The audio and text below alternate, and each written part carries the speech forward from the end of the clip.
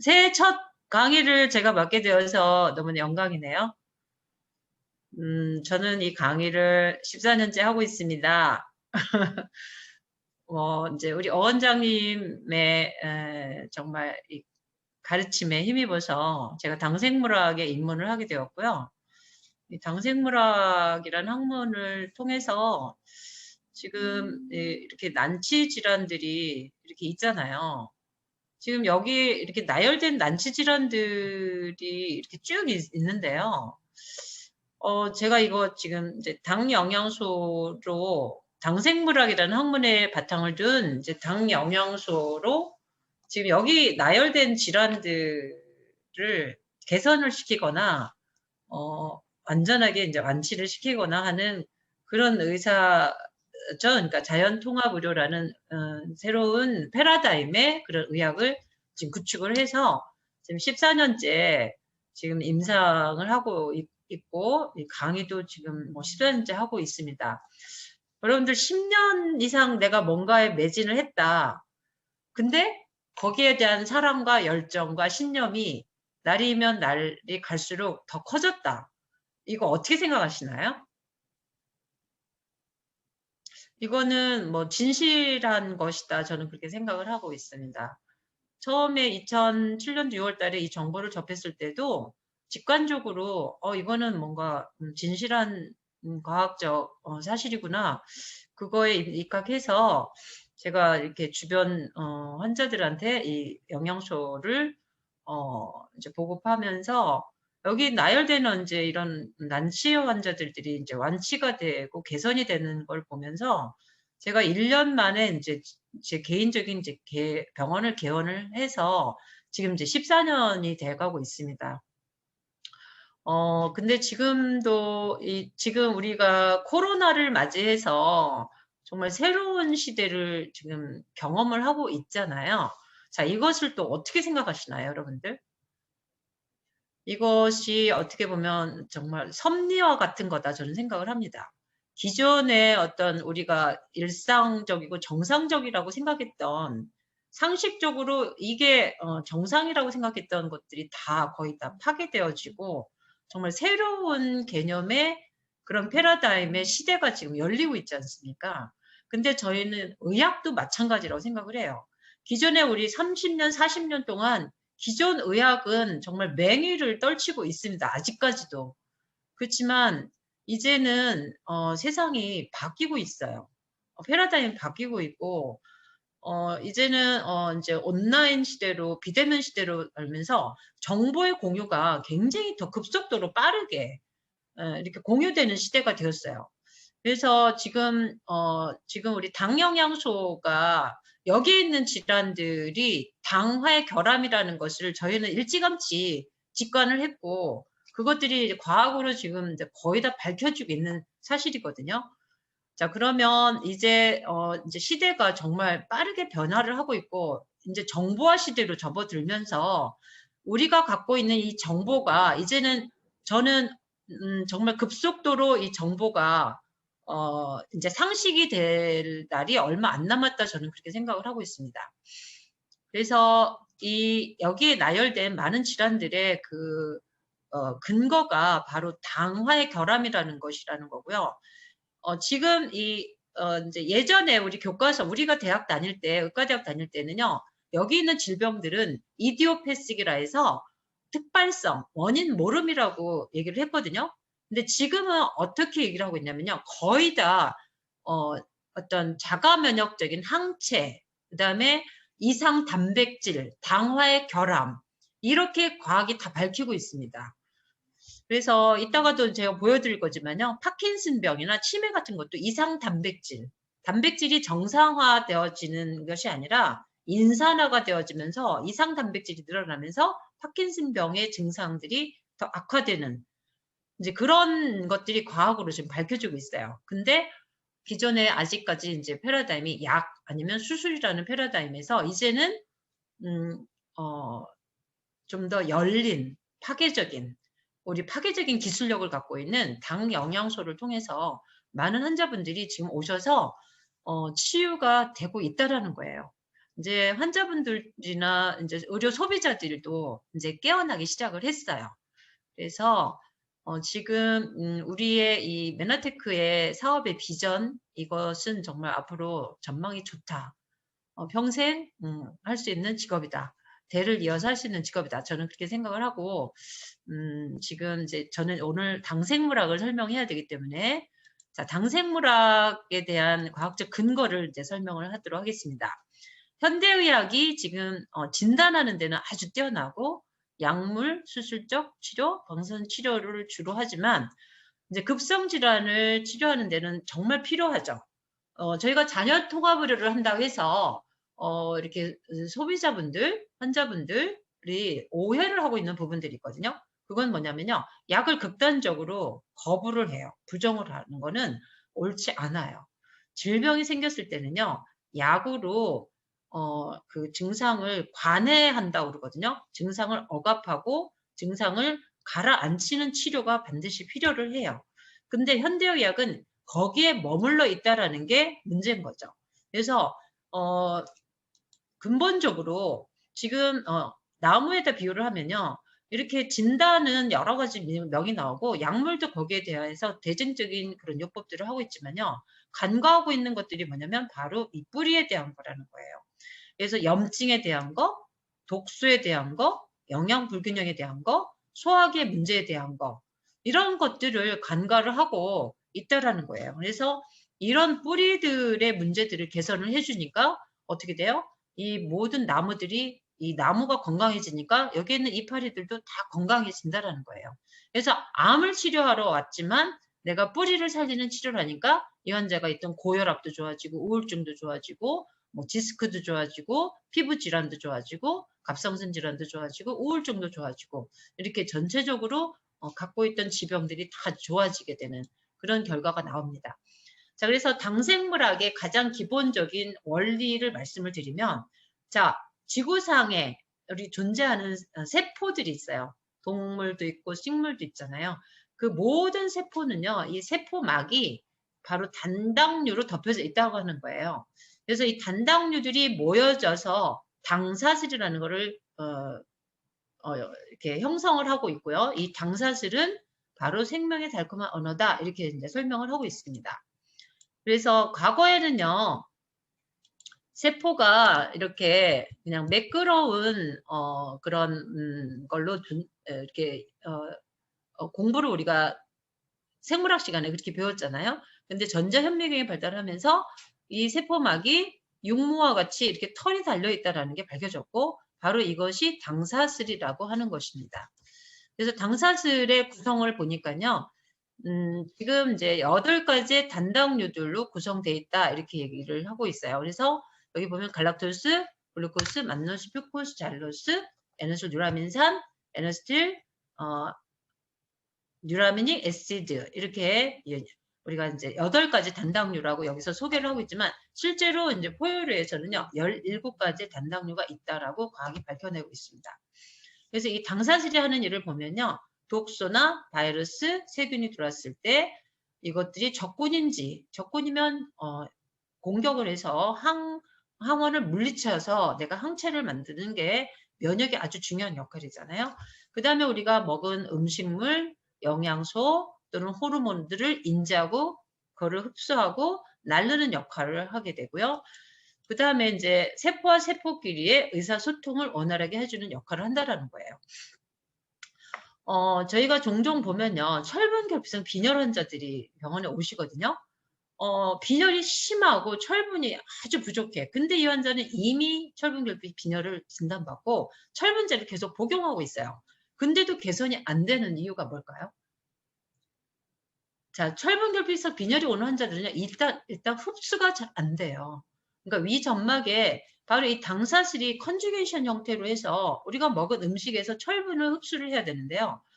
일단 먹는 음식 자체가 철분이 결핍된 식사를 해요. 뭐 빵을 주로 먹는다던가, 뭐 떡을 주로 먹는다던가, 이렇게 균형이 깨진 단순 포도당만을 먹는 환자들이 대부분 철분결핍 빈혈이 오는 경우가 많더라는 거죠. 제가 임상에서 보게 되면. 그런 환자들이 이제 철분제를 먹잖아요. 그러면은 이걸 인지하고 흡수하고 그리고 나르는 역할도 트랜스페린이라는 당단백질이 이거를 수송을 해서 적혈구에 가서 쓰이게 해줘야 되는데 그게 당화가 결함이 됐기 때문에 흡수도 안 되고 수송도 안 되는 거예요. 철분제를 아무리 먹어도 그 빈혈이 개선이 안 된 경우를 저희가 종종 볼 수가 있어요. 자, 그래서 건강한 성인들은 이게 10만 개가 있어야 되고 질병에 걸린 사람들은 10,000개 이하로 떨어져 있다라고 하는 거고요. 현대인들은 3, 4만 개밖에 안 된다라는 게 이게 이제 핵심인 거죠. 자, 이걸 보면요. 단백질에 당사슬이 이렇게 붙어 있잖아요. 당사슬이 이렇게 온전하게 이렇게 붙어 있어야 되는데 여기서 하나가 떨어져 나갔어요. 우리 이제 환자분들이 자가 면역 질환으로 오시는 분들 예를 들어 볼게요. 지금 뭐 이제 자가 면역 간염, 간경화가 되어져서 이렇게 입원에 대해서 치료를 받고 계신 분들 예를 들면요. 어려서부터 소화가 안 돼서 잘 먹지를 못했어요. 주로 물에다 밥 말아서 이렇게 먹어요. 그리고 계속 소화 기능이 안 좋으니까 성인이 되어서도 커피에 토스트, 빵 이런 거를 주식으로 하는 거예요. 그러니까 다른 음식들은 섭취가 안 되니까 영양에 절대적인 불균형이 오는데 그중에서 대표적인 게 뭐예요? 바로 당 영양소의 결핍이라는 거예요. 그런 불균형적인 식사 속에서 당 영양소가 들어오지 않게 되면 이 당사슬의 결함이 생기게 되는 거죠. 그렇게 되면서 이것들은 공격을 받게 되는 거예요. 내가 결함이 있는 세포가 되기 때문에 이것은 공격을 받아서 이것들이 이제 자꾸 이제 깨지는 거죠. 간에서, 비장에서. 이렇게 해서 이제 이런 것들도 자가 면역의 어떤 그런 원리를 설명하는 그림이다 보시면 되겠고요. 자, 우리가 당생물학이라는 학문이 단순하게 우리가 알고 있는 포도당만을 우리는 알고 있죠. 지금 의료인들조차도 당 하면은 포도당만을 떠올린다라는 거죠. 에너지원으로만 쓰이는 거. 정말 중요하죠. 에너지원으로서. 근데 지금 시대는 어때요? 이게 너무 넘치는 거잖아요. 이것만 주로 섭취를 하는 그런 잘못된 현대인들 식사를 통해서 우리가 필요로 하는 우리 필수 당 8가지 단당류는 제대로 음식에서 섭취를 못한다라는 거예요. 이게 왜 중요하냐면 우리 인체는 유전체에서 리보솜에 가서 단백질이 만들어지면요. 단백질이 소포체와 골지체에 들어가서 당화라고 하는 그 수정 후 전사 과정을 거쳐야지만 제대로 된 단백질이 역할을 할 수가 있는 거거든요.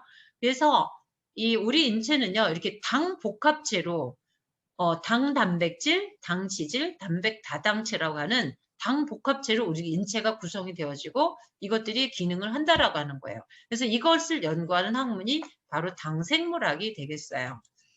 그래서 이 당사슬은 1996년도 교과서에 이렇게 생화학 교과서에 이렇게 자연계 200개의 단당류가 존재하고 8가지 당단백이 당사슬로 발견된다. 이렇게 해서 이제 처음 교과서에 이제 실리게 되는 거죠. 그래서 일찍이 이제 96년도에 이 이론이 하퍼의 그 생화학 교과서에 실리게 되고, 메다테크라는 회사에서 이 과학적 원리에 입각해서 전 세계 6천여 식물을 다 분석을 해가지고요. 이 8가지 단당류에 해당되는 영양소를 추출해가지고요. 이 당 영양소라는 것을 제품화해서 만들어 놨다라는 거예요. 이것이 과학적 근거를 가지고 이것을 우리가 제품을 섭취를 했을 때 정말 어마어마한 임상 결과가 나오더라는 거죠. 그래서 여기 이제 나열된 이 당을 보시면요. 우리가 포도당은 지나치게 먹는다고 그랬잖아요.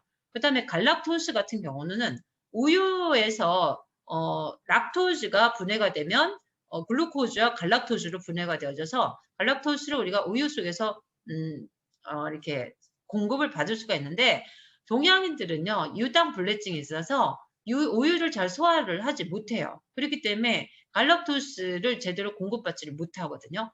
그리고 여기 나열되는 만노스, 퓨코스, 자일로스, 에너지 글루코자민, 에너지 갈락토자민, 에너지 유라민산 이런 것들은요. 뭐 버섯이나 검류나 이런 것에 좀 있지만 거의 우리가 먹는 음식에서는 공급이 되지 않는다라는 거예요. 그래서 특히 이제 씨알산이나 이런 것들은요. 정말 공급이 되지 않아요. 그리고 여기에 이제 8당에는 여기서 소개되지 않았지만 아라비노즈 같은 것들 아라비노 갈락탄이라는 낙엽송의 이파리에서 추출해서 그 아라비노스와 갈락토스를 이제 제품화해서 이 제품에 이제 들어있거든요. 자, 우리가 아라비노스, 갈락토스 이런 거를 섭취하기 위해서 낙엽송을 뜯어먹지는 않는다라는 거예요. 이 얘기는 무슨 얘기냐면 우리가 필요로 하는 단당류들을 우리가 음식을 통해서는 다 공급을 받지 못한다라는 게 중요한 핵심적인 요소라는 거예요. 그래서 음식을 통해서 섭취를 못하니 어떻게 해요? 결핍이 올 수밖에 없고 그것들은 질병으로 갈 수밖에 없다라고 하는 거예요. 거기서 정말 우리 위대한 메나테크 회사에서 이것을 제품화해 놓은 이 제품에 우리는 아직 이걸 몰라요. 이 구성 성분이 이게 지금 코카콜라 우리 어떻게 제조됐는지 성분이 뭔지 모르듯이 저희 회사에서는요. 이것을 지금 비밀로 해놨어요. 알로에 젤 분말이 14%다. 이 정도만 공급이 됐고요.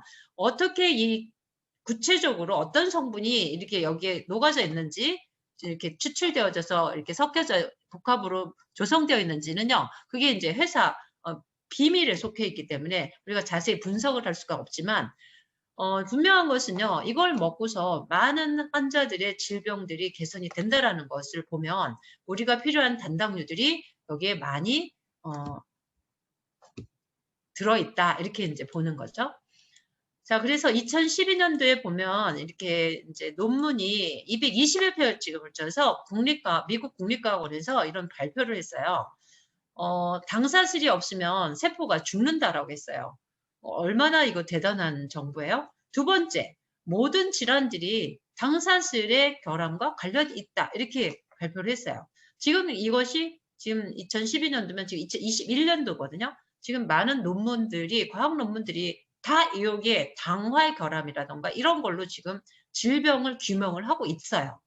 자, 병원균 상호작용 대부분이 당사슬과 관련된다. 지금 코로나 사태로 우리가 마스크를 쓰세요. 손을 깨끗이 씻으세요. 자, 백신이 개발이 됐어요. 그렇지만 또 뭐예요? 변종된 변이 바이러스가 생기고 있잖아요. 그러면 가장 중요한 건 뭐예요? 우리의 면역력을 높여주는 게 가장 중요한 거잖아요. 면역에 있어서 가장 핵심이 바로 당사슬인 거죠. 자, 암의 일반적인 특징, 원인, 진행에도 당사슬이 관여가 된다라는 거고요. 그다음에 단백질 치료도 당화가 되어 효과적이고요. 백신도 당단백 형태로 있을 때 효과적이다라는 것을 지금 논문을 통해서 발표를 하고 있어요. 여기 보면요, 이게 이제 에이즈 바이러스, 인플루엔자 바이러스, 그다음 B형 감염부 바이러스, 그다음에 여기 뭐 암세포들, 유방암, 난소암, 전립선암 이것들이 이제 당사슬이 여기에 다 이렇게 형성이 되어 있고 이거는 변형된 당사슬의 모습을 보여주고 있고 이 우측에서는 위염이나 장염을 유발하는 그런 세균들을 지금 보여주고 있습니다.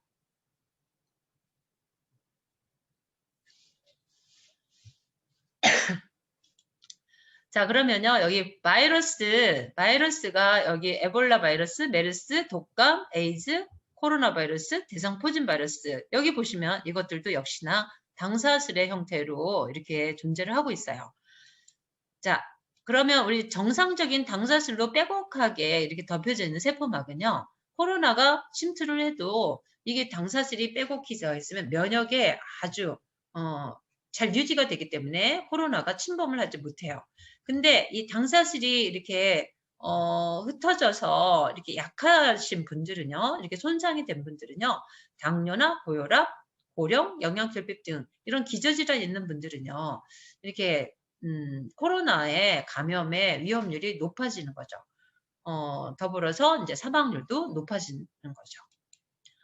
이게 적혈구의 모습이거든요. 적혈구의 전자현미경 모습으로 봤을 때 이게 이제 당사슬의 형태인데요. 자, 이 당사슬을 우리가 이렇게 생화학적으로 분석을 해보니까요. 이 지질에 글루코스, 갈락토스, 에너스 갈락토사민, 갈락토스 퓨코스 이런 당사슬이 이렇게 붙어서 이게 O형의 피를 유지를 하고 있고요. 그다음에 A형은요. O형의 피에 끝에 가서 에너스 갈락토사민이 붙은 게 A형의 피가 되겠고요. 그다음에 B형은요. 여기서 O형에 비해 갈락토스가 붙어 있어요. 자, 이것을 우리가 매번 보여드리는 이유가 뭐냐면요. 이 당 하나의 차이로 혈액형이 결정이 된다. 이것은 당사슬이 세포의 얼굴을 결정짓는다 이거고요. 이 당 하나의 차이로 A형에 비해 B형 피를 수혈을 하면 치명적으로 우리는 사망에 이를 수도 있는 그런 면역 거부 반응을 일으켜요. 이것은 당 하나가 갖고 있는 어마어마한 그 정보로서의 그런 중요성을 말씀을 드리는 거예요. 그래서 이것들이 정보체로서 우리 면역에 정말 중요한 역할을 한다라는 거고요. 세포의 가장 최첨단에서 이 일을 하고 있는 것이 바로 당사질이라는 거죠. 자, 초보자들에게 좀 더 쉽게 설명을 하면요. 우리가 거시적으로 보면 표면 피부가 있고 피부 위에 작은 솜털들이 있잖아요. 미시적으로 전자현미경적으로 보면 바로 세포가 바로 그렇게 되어 있다는 거죠. 세포 표면에 바로 당사슬이라는 털들이 그 세포막을 보호하고 있다는 거예요. 그래서 제일 먼저 외부 환경에 노출되어져서 있는 것들이 바로 이 당사슬이다. 이렇게 이제 이해를 하시면 되겠고요. 그러니까 면역에 정말 중요한 역할을 한다는 것이죠. 자, 그러면 이게 이제 세포막에 당사슬이 있고 여기에 이제 뮤신이라는 것들이 분비가 되는데 뮤신은 단백이에요. 당 복합체 형태로 되어 있어서 이것들이 튼튼하게 점막층을 형성하고 있으면 이게 이제 우리가 세포를 공격하는 세균이나 바이러스, 독소로부터 방어가 형성이 되어지는데 이 뮤신이 결핍이 되어 있어요. 예를 들어서 당 영양소를 제대로 섭취를 안 하고 수분 공급을 제대로 안 하는 요즘과 같은 현대인들의 식단, 커피나 술과 같이 탈수를 잘 일으키고 당 영양소 섭취를 잘 못하고 있는 이런 현실에서는 이 뮤신의 생성이 잘 안 되기 때문에 일단 호흡기가 일단 공격이 취약하겠죠. 지금 바이러스나 감기, 뭐 코로나도 마찬가지, 뭐 세균 이런 것들. 비점막부터 해서 호흡기, 기관지, 기관, 폐포 이렇게까지 다 점막층으로 잘 덮여져 있어야 되는데 이 점액이 이렇게 소실이 됐다 그러면 바로 감염에 취약한 그런 상태가 되겠고 또 점막층을 형성하고 있는 것은 소화기 점막이에요. 소화기 점막은 바로 여기서 당사슬이 이렇게 있고 이 점액이 이렇게 분비가 되잖아요. 그러면 헬리코박터가 우리 위에서 기생이 되면서 이것이 방어 역할을 해서 헬리코박터를 퇴치를 해줘야 되는데 이 뮤신이 약화가 되면 바로 헬리코박터가 기생을 해서 감염을 일으켜서 위염, 위궤양 그것은 나가서 위염까지도 유발할 수가 있고요. 이 옆에서 보면 바로 이게 아연, 철분, 구리, 비타민 같은 미네랄이나 비타민 이런 것들은요. 바로 이렇게 복합체 형태로 당 복합체 형태로 이렇게 해야지만 흡수가 잘 된다라는 것입니다. 그리고 이제 우리가 비뇨기, 그다음에 생식기, 점막도 바로 이제 이 방광을 예를 들어서 방광 점막이 이렇게 당사슬로 이렇게 형성이 되어 있어야 되거든요. 자, 이거 보시면 이게 이제 방광이라고 하는 내장 기관은 바로 이게 뭘로 되냐면 개그라고 하는 것이 1차 방어막이 되겠습니다. 1차 방어막이 개그층이 있고 이게 당사슬이고요. 그 다음에 이제 상피 세포가 있고요. 이게 이제 안으로 들어가서 이제 근육층이 있고요. 내막, 외막 이렇게 되어 있거든요. 이게 이제 내장 기관에 이제 평활근을 형성을 하고 있잖아요. 근데 이 개그 문적 제1차 방어막인 개그 이게 당사슬 층이 파괴가 되면 바로 소변 속에 있는 세균이라던가 이런 독소들이 얘를 공격을 해서 이 평활근 속으로 침투가 되어져서 여기서 이제 간질성 방광염 같은 것들이 이제 생기가 되는 거죠. 그렇게 되면 뭐 급박뇨, 긴박뇨, 그다음에 빈뇨, 통증, 간질성 방광염을 기존 의학에서는요 치료하기가 절대 해결되지 않아요. 약물로. 정말 너무나 그 고통받는 환자들을 보면 정말 마음이 아픈데요. 우리 이제 당 영양소를 꾸준히 복용하시면 이게 이제 완치가 이제 되는 거죠. 자, 그 다음에 이제 혈관도요, 우리 이렇게 내피가 당사슬로 이렇게 형성이 되어 있어요. 그래서 동맥경화라는 것도 새로운 관점으로 우리가 이제 봐야 되는데, 심장병을 앓는 환자들의 75%는요, 콜레스테롤 정상이라는 거거든요. 그러니까 동맥경화의 원인이 콜레스테롤에 있다, 이렇게 이제 심장학계에서는 얘기를 하고 있지만, 사실은, 우리 당생물학이라는 최신 학문에 입각해서 보면, 당사슬이 이렇게 손상이 된 것이 바로 동맥경화의 원인이다, 이렇게 이제 설명을 하고 있습니다. 그래서 여기는 정상적인 당사슬, 여기는 손상된 당사슬이잖아요. 이렇게 되면 여기는 혈액의 흐름이 아주 원활하게 잘 흐르고요. 우측에서는요. 이거는 당사슬이 손상이 되기 때문에 얘를 어떻게 돼요? 공격을 해요.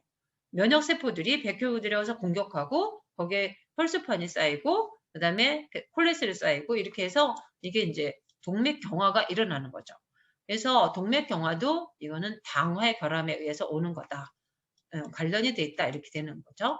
그래서 정상적으로 당사슬이 이렇게 형성이 돼 있어야 되는데 우리가 스트레스를 받거나 운동이 좋다 해서 심하게 운동을 하거나 탈수가 되거나 술 먹거나 커피, 담배, 그다음에 노화, 탈수, 그다음에 당질 지수가 높은 음식, 그다음에 추위에 노출되는 거, 그다음에 항암제 같은 약물, 진통소염제 같은 약물 이런 것들을 먹게 되면 이게 이제 손상이 되면서 8시간 만에 이렇게 손상이 되더라는 거예요. 그래서 우리가 밥을 3끼 먹는 것도 참 참 오묘한 조화인 것 같아요.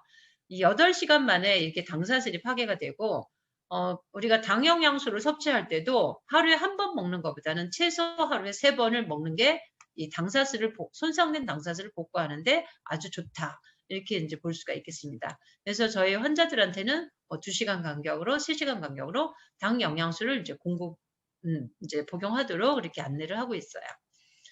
자, 지금 뭐 중추신경계 예전에는요 뇌경색, 뇌출혈이다 이런 이제 혈관 질환들이 많았었잖아요. 근데 지금은 어떻게 돼 있나요? 만성적인 뇌 질환이 많이 생기고 있는 그 이유가 뭐예요?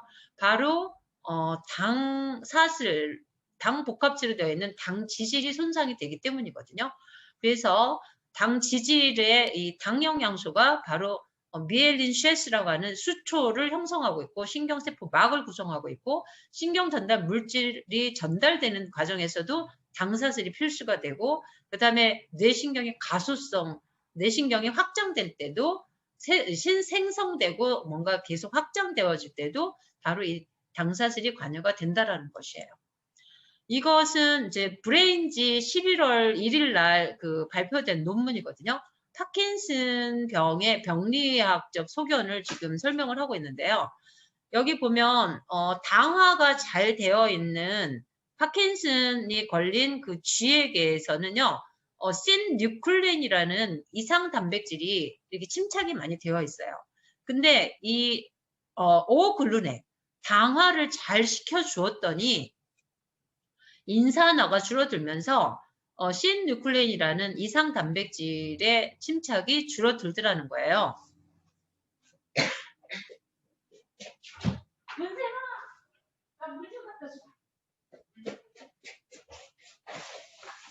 죄송해요.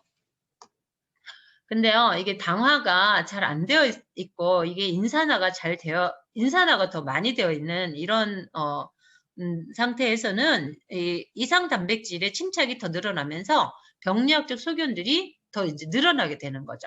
그래서 우리 파킨슨 환자들한테 우리 이제 그 당 영양소를 복용하게 하면요, 이 증상이 정말 완화되고, 이제 조기에 있는 환자들은 정말 이제 완치도 가능하다. 저희는 이제 그렇게 보고 있고요.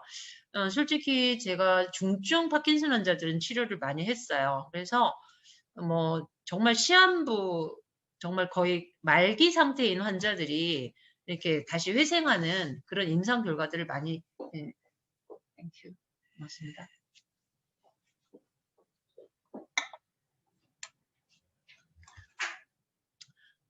네. 그래서 정말 이거는 저희 뭐 이렇게 각종 난치 환자들이 참 오시는데요. 정말 감동을 먹을 수밖에 없어요. 뭐 정말 이렇게 뭐 천안에 저희 병원에를 찾아오시는 분들은 정말 간절한 분들이 참 오시는데요.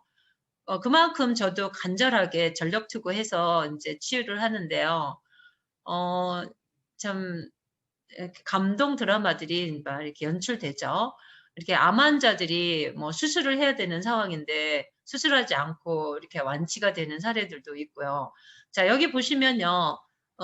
백혈구가 이렇게 세포 표면에 당사슬이 이렇게 풍부하게 있어야지만 이 암세포를 퇴치를 할 수가 있는데요.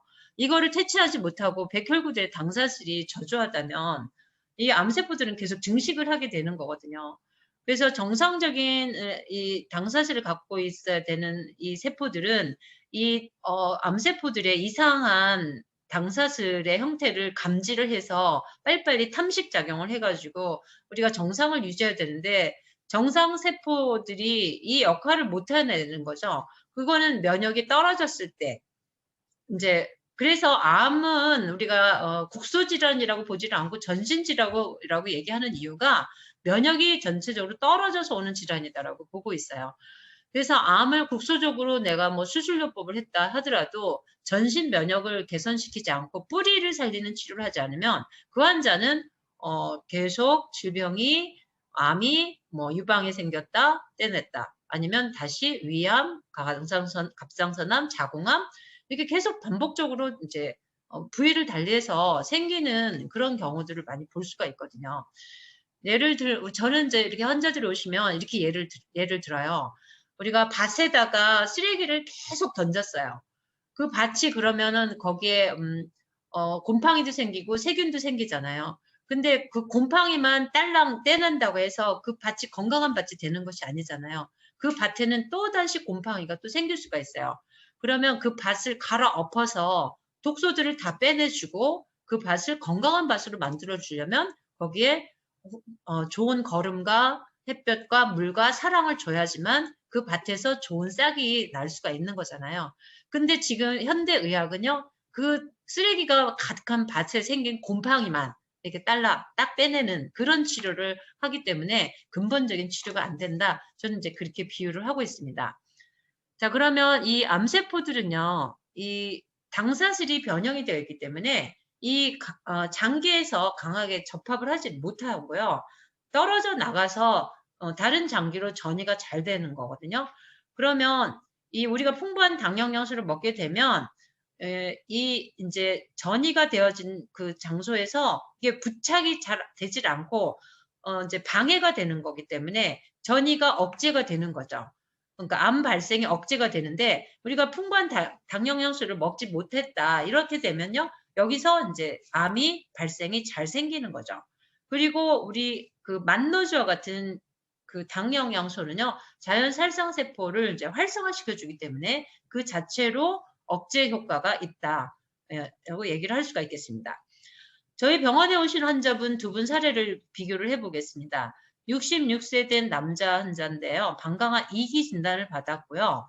요로 우회술이라는 건 뭐냐면요. 방광을 떼내고 그다음에 거기다가 요관에다가 소장을 붙여서 그 소장을 벽에다 붙여서 소변 주머니를 내서 바깥으로 배출해내는 거예요. 그러니까 평생 어떻게 보면 장애자 같이 이렇게 살아야 되는 그런 이제 수술을 권유받았는데 그분이 그 수술을 하지 않고 저희 병원에 오셔서 이렇게 이제 통합적인 암 치료를 했고 핵심적인 것은 글리콘 영양소를 집중적으로 이제 복용을 하셨죠. 그렇게 해서 이제 글리코 클린이라는 걸 한 거거든요. 그래서 1년 동안 이제 치유를 한 뒤에 이제 재검사를 했는데 말끔하게 깨끗하게 치료가 되셨어요. 근데 암만 치료된 게 아니고요. 이분은 고혈압, 고지혈, 척추 디스크, 협착, 그다음에 건선이 굉장히 심했는데 그것도 깨끗하게 치료가 됐어요. 비만도 해소가 되셨고요. 근데 이제 이분이 최근에 이제 오신 분이거든요. 이분도 2019년 4월에 진단을 받았는데요. 방광암 1기 진단을 받았고 수술을 했고 항암을 했어요. 근데 이분은요. 계속 통합적인 암 치료를 했어요. 그럼에도 불구하고 한 달에 한 번씩 재발을 해서 지금 저희 병원에 오실 때는요. 7번째 수술을 앞두고 있었던 상태였어요. 이 차이점이 뭔지 여러분들이 잘 이제 아시겠죠? 그다음에 이제 지금 불임 환자들도 많이 늘어나서 시험관 아기를 하는데요. 자, 어떤 환자들이 불임이 많이 생기나요? 저는요. 아토피가 굉장히 심한 환자가 불임이어 가지고 시험관으로 아기를 이렇게 임신을 했어요. 근데 그 아기가요. 나온 증후군이 된 거예요. 자, 그럼 뭐예요? 아토피도 있었죠. 불임도 있었죠. 이분은 당화가 제대로 되지 않은 상태에 있다라는 거예요. 그런 환자들이 불임이 잘 생기고요. 그런 엄마에게서는요. 건강한 아기가 태어나지 않는다라는 거예요. 그래서 이 임신을 하는 데 있어서도 당사슬이 완전히 필수적이다. 이렇게 말씀을 드릴 수가 있어요. 그래서 정자 표면에 있는 당사술과 난자 표면에 있는 당사술이 있어야지만 임신이 가능하게 된다라는 겁니다. 자, 그리고 우리 약방에는 감초가 있잖아요. 우리 현대의학에서는요, 스테로이드가 약방의 감초같이 자, 원인 모르는 질환에 강력한 항염제로 쓰이는 게 스테로이드예요. 자, 우리가 당영양소를 먹게 되면요, 당뇨프 환자들이 염증이 있던 환자들이 개선이 되거든요. 각종 염증이 개선되는 그런 효과가 있어요. 스테로이드를 쓴 것 같은 그런 효과가 있는데 그 기전이 바로 자, 혈관 내피에 있는 당사슬과 백혈구에 있는 당사슬이 이렇게 만나서 롤링을 하면서 염증을 유발하는 그 기전이거든요. 근데 우리가 풍부한 당영양소를 먹게 되면 바로 이 염증 과정이 이제 차단이 되는 거죠. 그래서 항염증 기능을 일으키는 거다. 이렇게 이제 설명을 드릴 수가 있겠고요. 그 다음에 이제 면역 글로불린 이게 IgG거든요. IgG는 이게 단백질이고요. 이게 이제 당사슬이에요. 이 당사슬이 오른쪽으로 가면 아주 온전한 당사슬이잖아요. 근데 이것들이요. 제대로 공급을 받지 못하면 이렇게 하나씩 떨어져 나가서 이 갈락토스가 거의 없는 G0인 상태가 IgG가 되면요. 이것은 염증을 잘 유발시키는 그런 상태가 돼요. 그래서 G0인 그 항체를 많이 갖고 있는 그런 환자들이 바로 류마티스 관절염 환자들에 있어서 이런 특성을 보이고 있더라는 것을 영국 앙리의학협회에는 존 엑스포드 박사가 밝혀내었어요. 그래서 이 류마티스 관절염 환자들한테 당영양소를 투여를 하니 바로 G0가 바로 이렇게 개선이 없어지고 잘 갈락토스가 잘 형성되어 있는 당화가 잘 되어 있는 항체가 이제 늘어나면서 환자들의 증상도 개선이 되더라라는 것을 이 이제 존 엑스포드 박사님이 그 논문으로 이제 발표를 하셨어요. 그 다음에 이제 우리가 모유를 꼭 초유를 먹여라 하잖아요. 그게 우리 이제 휴먼 밀크 올리고사카라이드라 해서 모유 속에 있는 당영양소가 천연의 항생제 역할을 해요. 그래서 이제 어떤 독소나 박테리아, 이 세균 같은 것들을 이제 방어해주는 그런 천연의 항생제 역할을 하거든요. 그 다음에 모유 속에 이제 또 어떤 산이 있냐면 당영양소 중에서 씨알산이라는 것은 뇌신경세포를 형성하는데 가장 필수적인 영양소거든요. 그 씨알산이 모유 속에 많이 들어있어요. 그리고 우유 속에는요, 씨알산이 거의 없어요. 이것은 뭘 얘기하는 거죠? 인간에게 필요한 뇌신경 발달에 꼭 필요한 영양소가 모유 속에 들어있다는 것이죠. 그래서 모유를 먹은 아기들이 훨씬 더 건강하고 총명한 이유인 거죠. 자, 그 다음에 이제 저희 환자들 오시면 장누수와 장내 세균총의 불균형을 저는 가장 핵심적으로 이렇게 모든 질환의 근간에 바로 이게 있다라고, 장누수가 있다라고 설명을 드려요. 자, 장누수는요, 유관적 소견이 아니고 전자현미경적 소견으로 장상피 세포 표면에 있는 당사슬이 이렇게 손상이 되게 되면 전자현미경적으로 보면 이게 이제 왼쪽에는요 정상적인 유익한 균들이 많고 당사슬이 이렇게 잘 형성이 되어져서 건강한 장을 보여주고 있는데 오른쪽은요 유해균, 대장균이나 곰팡이 같은 균들이 많고 이게 이제 손상이 된 거죠. 그러면 당사슬이 이렇게 파괴가 되고 점막층이 파괴가 되면 여기서 이제 장누수가 오게 되는 거예요. 그래서 글루텐이나 소화되지 않은 거대 분자나 세균이나 이런 독소들이 혈액으로 이제 이렇게 들어가게 되면 이것들은 IgG 면역 반응을 일으켜요. 그렇게 해서 이것들이 면역 복합체가 되어서 내가 가장 혈액순환이 안 되고 취약한 곳을 공격을 해요. 그러면 그것들이 뭐 류마티스 관절염이 된다, 또는 건선이 된다, 크론병이 된다, 혈소판 감소증이 된다, 또는 간을 치면 자가면역 간염이 온다.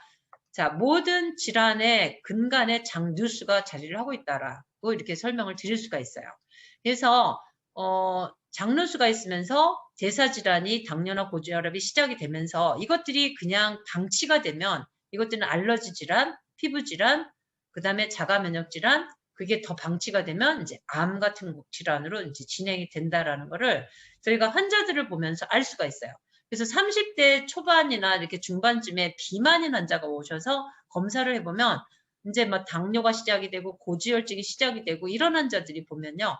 검사를 해보면 장누수, 장내 세균층의 불균형이 딱 나와요. 그러면 자, 그거를 해결해 줘야지 이 환자는 그 질병이 당뇨 고혈압에서 약을 더 복용하지 않고 건강한 그런 상태로 회복할 수가 있지. 그 상태를 그냥 방치를 하면 그 환자는 이제 진행이 되는 거죠. 질병이. 30대, 40대, 50대, 60대, 80대 되면 나중에 궁극에는 이제 뭐 대사 질환부터 해서 자가 면역, 암 같은 질환들이 올 수 있다라는 거예요.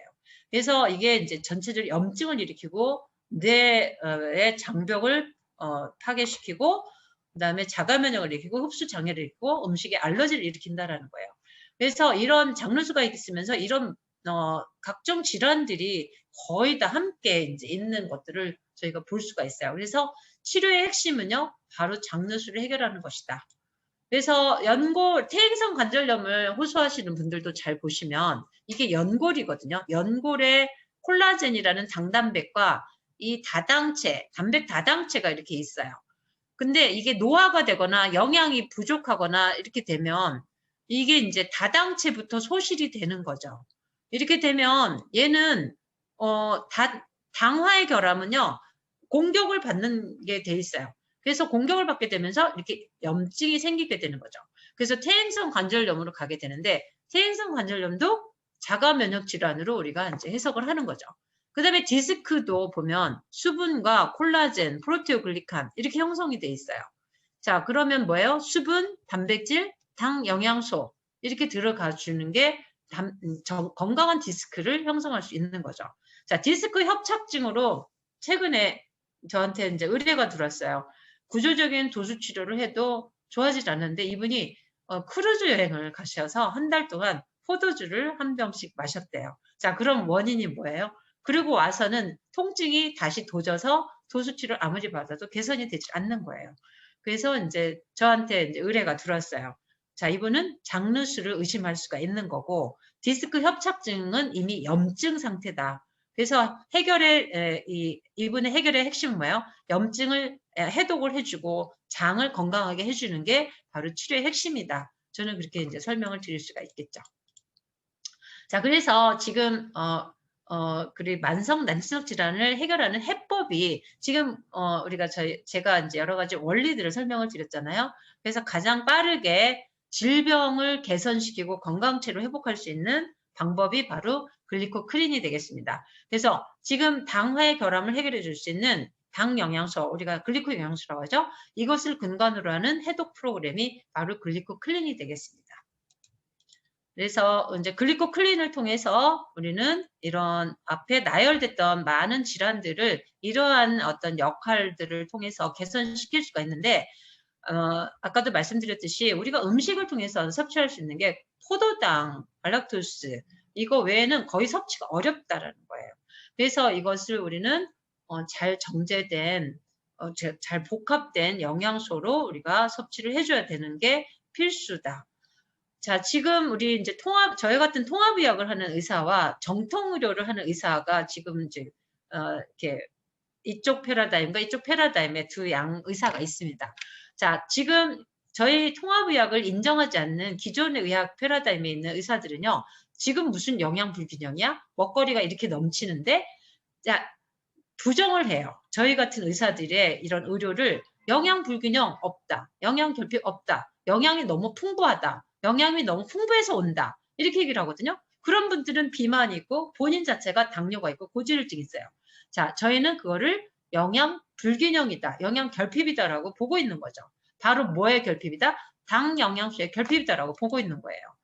자, 지금 먹거리가 이렇게 현실이 식원병이라고 저희가 얘기하는 이유가 뭐예요? 우리가 먹는 먹거리가 지금 과거에 비해서 이렇게 20분의 1에서 50분의 1로 줄어들었다고 하는 거예요. 이게 통계가 이미 나와 있어요. 과거에는 이렇게 먹었던 음식을 지금은 이렇게 먹어야지만 채울 수가 있다는 거죠. 그럼 뭘 뜻하는 거예요? 나는 이만큼을 먹으면 배가 고파요. 왜? 영양이 충분히 공급이 되지 않았기 때문에 우리 인체는 그것을 식탐으로 표현을 해요. 그래서 계속 먹어도 배고프기 때문에 계속 먹어요. 그것이 바로 비만의 원인이 되는 거죠. 칼로리 가다 섭취지만 영양소는 결핍되어 있는 거예요. 그래서 지금 비만이 개인의 어떤 식탐, 탐욕, 게으름 이것 때문이 아니라는 거예요. 바로 이거는 시대적인 역병이다. 우리 환경에 오염되고 산업농해에서 영양이 결핍된 이런 먹거리들의 질이 떨어진 거, 그 다음에 독소로 가득 차 있는 것에 의해서 우리 몸은 해독하기에 너무 많은 영양소를 필요로 하지만 그것을 식품에서 우리가 먹거리로 공급하지 못하고 있다는 거, 그리고 현대인들의 식사는 너무나 지금 변질됐다 돼서 영양 불균형이 결핍이 심각하다라는 거, 이것을 저희는 이제 강조를 하는 것이죠. 그래서 음식으로 인해서 생긴 병은 뭘로 고쳐야 된다? 약으로 고쳐지지 않는다라는 거예요. 일찌감치 히포크라테스 선생님이 말씀하셨잖아요. 음식으로 생긴 병이기 때문에 음식으로 고치는, 저 같은 의사가 바로 이 시대가 낳은 필연적인 생산물이다. 저는 그렇게 말씀을 드릴 수 있겠어요. 자, 그래서 우리가 필요한 5대 영양소는 탄수화물, 지방, 단백질, 비타민, 미네랄인데 여기서 탄수화물에서 포도당 외에도 우리는 이 8가지 단당류들을 우리가 강조를 하고 있는 거고, 이게 바로 필수 영양소다 말씀을 드리는 거죠. 자, 그럼 이것들이 들어가서 우리 몸에서 어떻게 일을 하는지 설명을 드리면,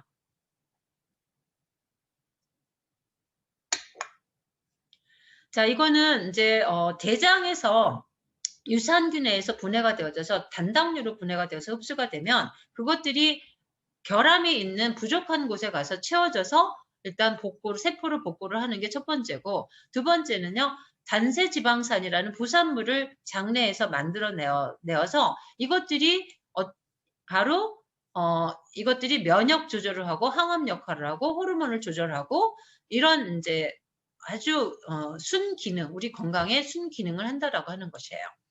그래서 당뇨를 개선시키고 점막을 강화시키고 면역세포를 조절하고, 앞서 우리가 동영상을 봤잖아요.